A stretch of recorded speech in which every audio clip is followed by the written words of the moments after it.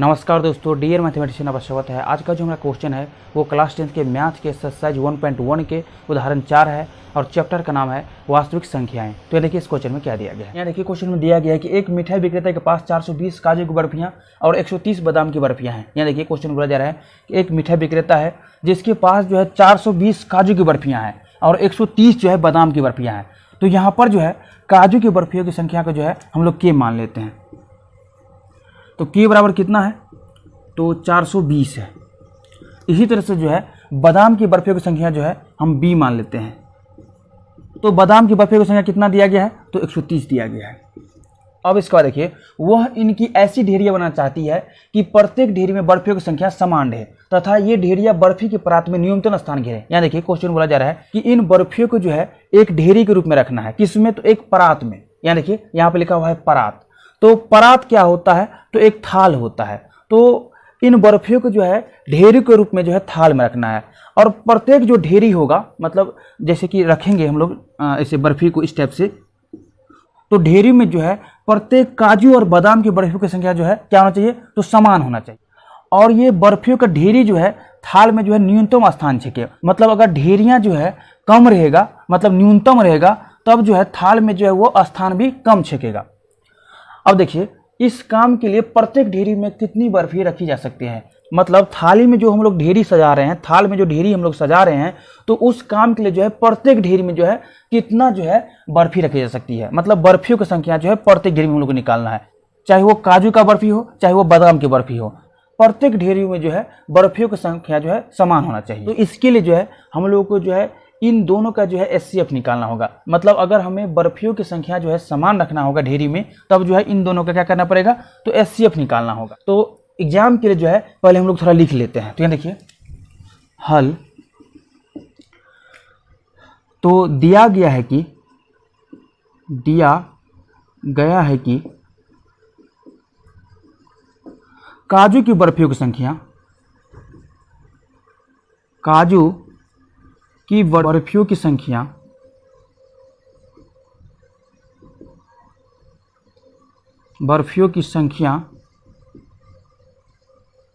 बराबर कितना दिया गया है, तो 420 तथा बादाम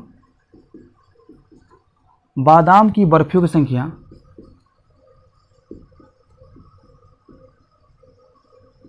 की संख्या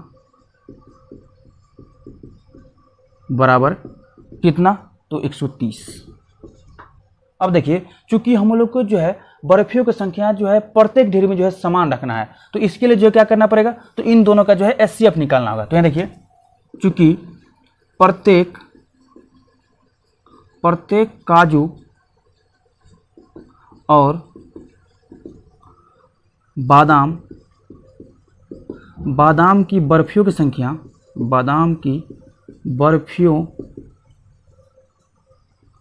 संख्या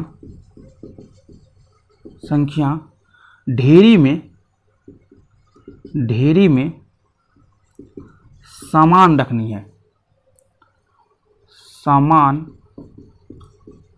रखनी है, तो इसीलिए प्रत्येक ढेरी में बर्फियों की संख्या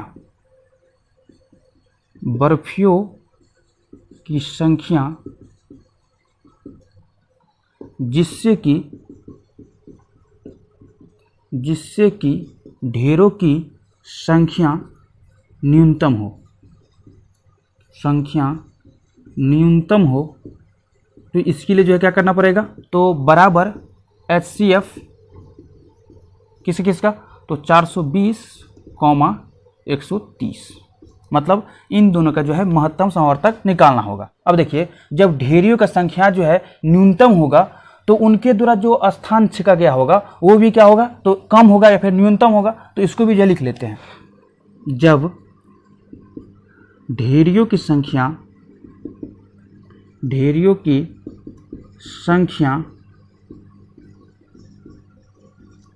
न्यूनतम होगा तब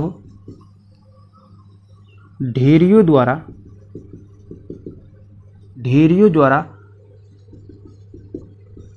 परात में गृहीत मतलब क्या हुआ, तो स्थान घेरा गया या फिर स्थान छेका गया, तो गृहीत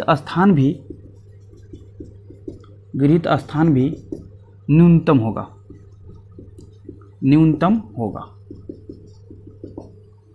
तो चलिए अब इसके बाद जो है हम लोग इन दोनों में जो है यूक्लिड विभाजन प्रमेय का जो है यूज करते हैं। तो ये देखिए, माना कि a बराबर कितना, तो 420 तथा b बराबर कितना, तो 130, जहां a जो है b से क्या है, तो बड़ा है और a जो है b से बड़ा है, तब जो है हम लोग यूक्लिड विभाजन प्रमेय से जो है इसका जो है मौसा निकाल सकते हैं। ये देखिए, अब यूक्लिड विभाजन प्रमेयिका से क्या होगा, तो a बराबर बी क्यू प्लस आर होगा, जहां r का मान जो है कहां से कहां तक है, तो 0 less than equal to r less than b। अब यहाँ देखिए a का मान कितना है, तो 420 बराबर b का मान कितना है, तो 130, और हमें चाहिए क्या, तो q और r चाहिए। तो इसके लिए जो है क्या करेंगे, तो 130 से जो है 420 में भाग देंगे। तो ये देखिए 130 गुने 3 कितना होता है, तो 390 होता है। तो ये देखिए 130 गुने 3 तो 390, जब घटाएंगे तो कितना आएगा, तो 30 आएगा। तो यहाँ पर जो है यहाँ देखिए भागफल कितना आ गया, q कितना आ गया, तो 3 प्लस शेषफल कितना आ गया, तो 30, कॉमा यहाँ देखिए r का मान कहाँ से कहाँ तक है, तो r का मान जो है देखिए r क्या है, तो शेषफल है, तो r का मान जो है 130 और 0 के बीच में। यहाँ देखिए 30 जो है 0 से बड़ा होता है लेकिन 0 के बराबर नहीं होता है, तो यहाँ पर जो है एक कंडीशन जो है सेटिस्फाइड है, इसीलिए जो है ये इक्वेशन सही है।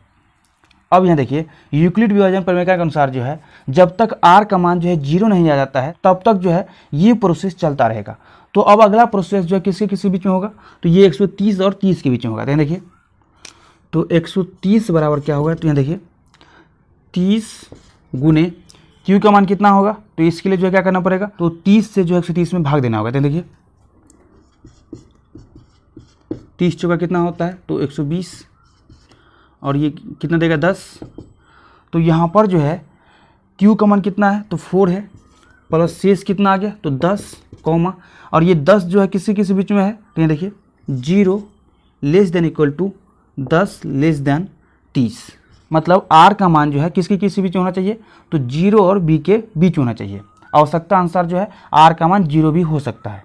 अब यहाँ देखिए फिर से जो है r का मान 0 नहीं आया है, तो अब इसके बाद जो है किसके बीच में यूक्लिड विभाजन प्रमेय का लगेगा, तो 30 और 10 के बीच में। तो ये देखिए 30 बराबर क्या होगा, तो 10 गुने 3 प्लस 0, कॉमा यहाँ देखिए 0 less than equal to 0 less than 10। अब यहाँ देखिए ये r का मान जो है 0 आ गया है और ये इक्वेशन सेटिस्फाइड है, क्योंकि यहाँ पर 0 0 से बड़ा नहीं होता है लेकिन 0 0 के बराबर होता है। तो इन दोनों में जो है एक कंडीशन सेटिस्फाइड है, इसीलिए जो है ये इक्वेशन सही है।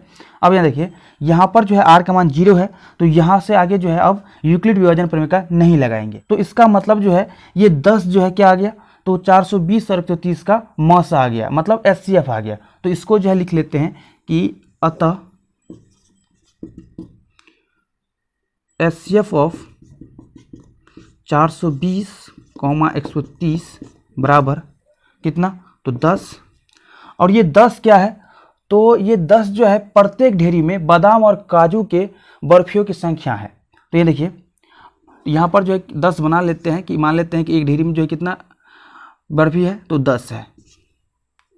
तो यहाँ देखिए 1 2 3 4 5 6 7 8 9 10, तो एक ढेरी में जो है कितना बर्फी है, तो 10 है। तो इसी तरह के जो है काजू और बादाम के प्रत्येक ढेरी में जो है कितना बर्फी होगा, तो 10 होगा। तो इसको जो लिख लेते हैं, अतः मिठाई विक्रेता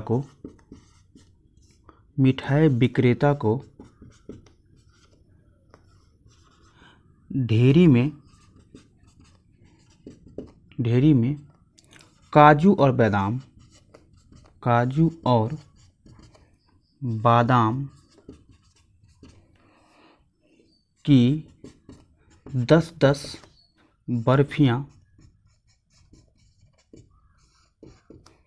रखनी चाहिए।